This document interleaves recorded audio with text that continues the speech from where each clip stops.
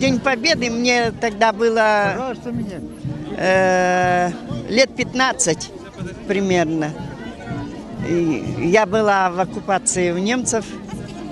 И это нас, и помогала партизанам, бегала, донесения носила.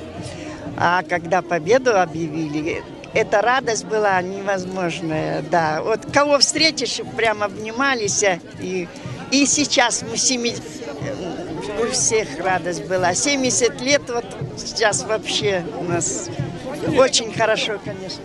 Вот такие день нахачивай была, день олбы, вот хара тарихка радио эстен, биго хитекеле марамот я, то кохиго эстен я юри баганы юрен, то жам юри баганы, onu jonlar etükteretim bolla jofçoluk gömi. Jonlar barakatlar drovay boldular. Onda bu yine bahçe şügey üyaga delay aska tangaska şügey drovay boldular, şüydü gülületinler. Üle var ki yaka hamay. Hamay şügey oğlu bu hiyetebe bir takıya bu nağa yutun. Üle de kamdan şüydü kıyken diye. Будущие наши предки, чтобы запоминало, очень память будет.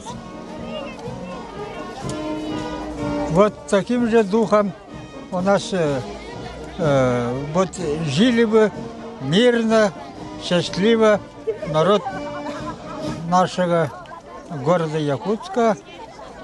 Вот. Желаю всем вам счастья, долгую жизнь ветеранам.